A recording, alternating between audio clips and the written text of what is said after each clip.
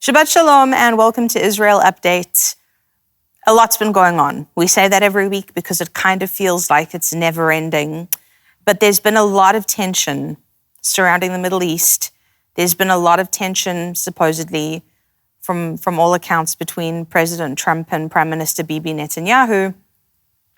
And I'm obviously treading with caution as I say this, but there is a clip that I want to play for you, an analysis of the situation that I think has got an interesting take on it. And it is interesting to me that Israel, as a sovereign nation who is the biggest ally in the Middle East and is the only true democracy in the Middle East, it does feel a little bit like they might be being told what to do. And there isn't really another sovereign nation that's being given that sort of instruction from Washington. So with caution, I tread as I ask them to bring up this clip. Iran seems to have changed the kind of chessboard, if you like, because now we are in a position where the American president, because of American gas prices, is shielding Iran effectively from an Israeli retaliation. We did see them strike, but not perhaps in the way that Israel was planning to. I mean, that's a dramatic shift. I'm just thinking we're in one of those if Barack Obama moments had done that moment. Can you imagine what the outcry would have been? I've never seen this level of tension between the United States and Israel about Israel's basic ability, prerogative to defend itself. Trump said Israel should not retaliate, should not operate against Lebanon any further. He seems to have taken deep interest in Lebanon's ability to try to defend itself.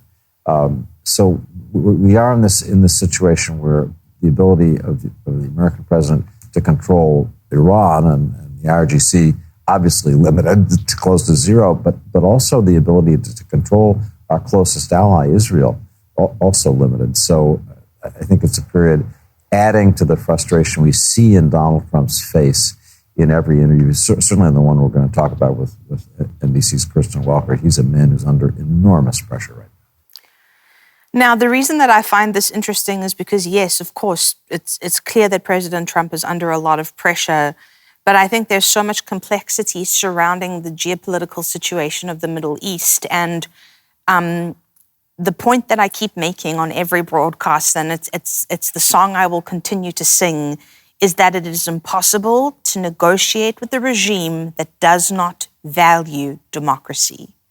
I think it is an error on behalf of all Western leaders to believe that they're coming to a negotiating table with democracy and the outcome of democracy as the main power move.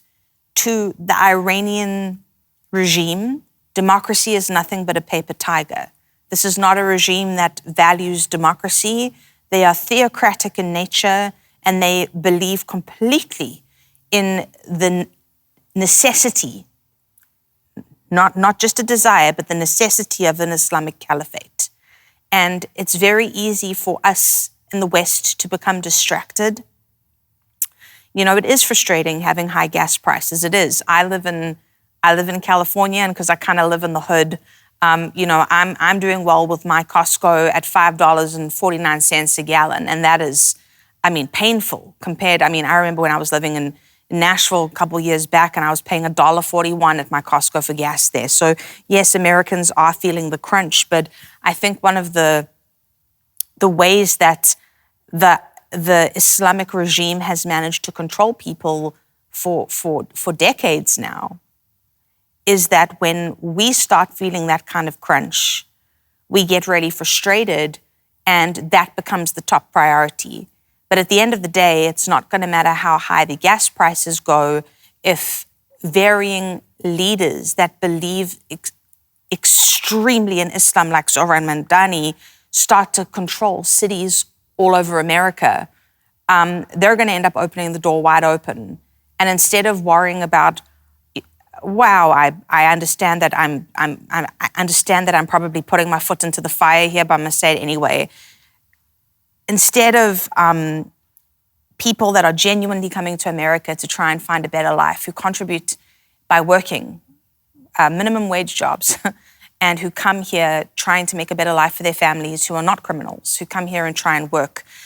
Those issues are all going to pale in comparison when Islamic leaders open the door to Sharia law becoming the thing that dominates America. And so without Israel, that's where it's headed. Israel is the canary in the mines, and Israel is the one that is facing the harshest of the Iranian,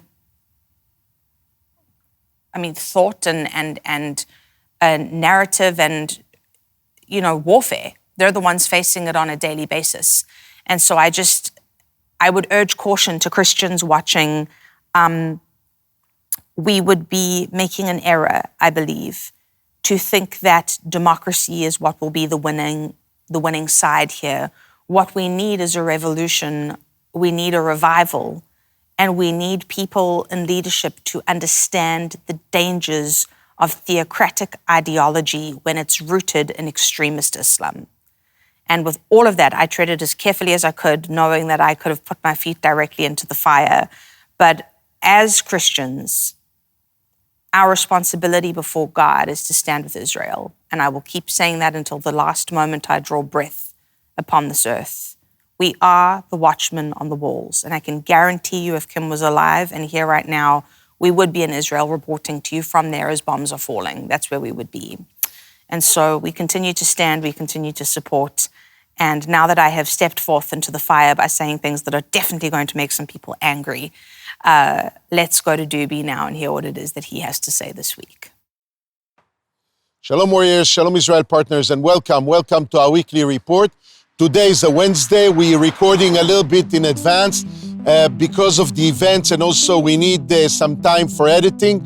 But today I want to report about a move that was done yesterday by the President of the United States, by Donald Trump, that eventually he understood that the way with the Iranians negotiations is not to let them go and to let them get away with every attack that they're doing.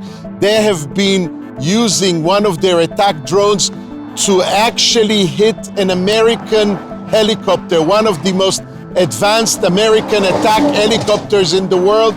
The Apache was actually taken down by the Iranians. Thank God that the two pilots were able to be rescued with minor injuries. But America is not going to tolerate this anymore. There's an American siege around the Hormuz Strait, which they are really, really determined to reinforce in order for the Iranians to come back to the negotiating table.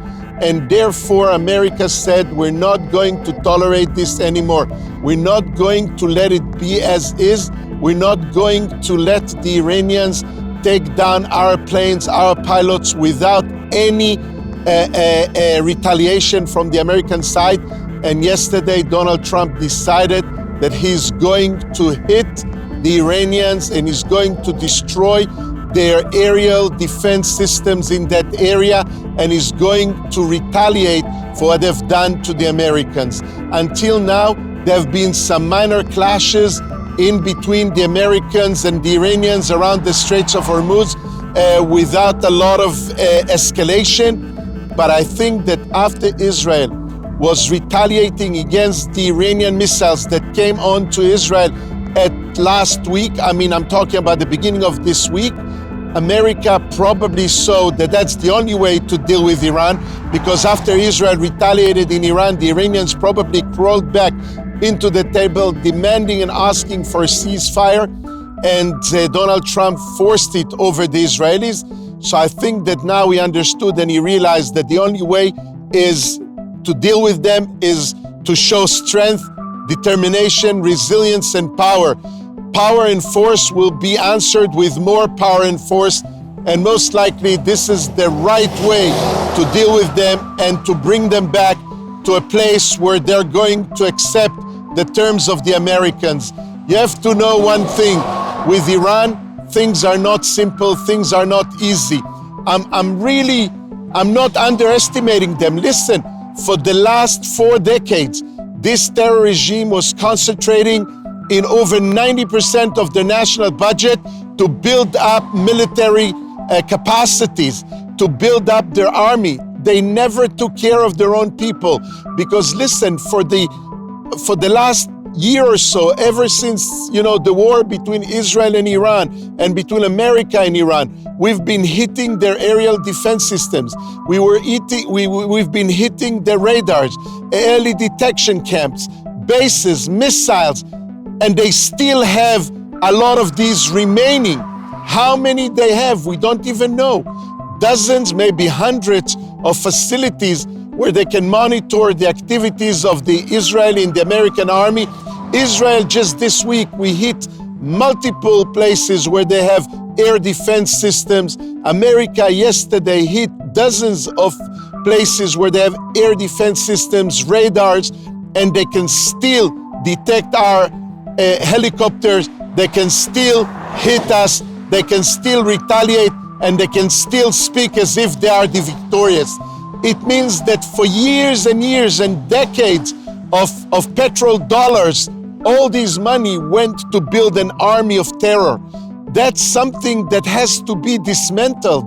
We cannot do it with negotiations. This is a nation that not only trying to acquire a nuclear capacity, which they're going to use, they also have built a massive amount of attack forces facilities in order to conduct a war, not only against Israel. We can see that they stand against Israel, they stand against America, against the nations of the Gulf, the Bahrainians and the Kuwaitis and all the nations around them are trying to retaliate against Iran, Saudi Arabia, and Iran is hitting each and every one of them.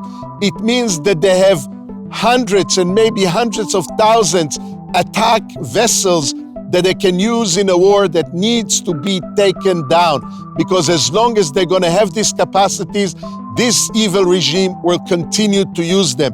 And therefore, I'm saying, unless America will find a way to move into Iran and dismantle them from all their military capacities and all their military abilities, they will never rest, because this regime has been carving on their flag, taking down the West, changing our way of life, destroying our democracy, and reinforcing Sharia laws around the world. That's what they've been trying to do. That's why they have all these proxies around them with the Hezbollah and Hamas and an army of terror in Europe and all around the world. And that's why we need to be determined. We need to be on the same page to make sure that we'll not let them get off and get away with this situation. I love you a lot. Keep watching us. Keep supporting us. Bye for now.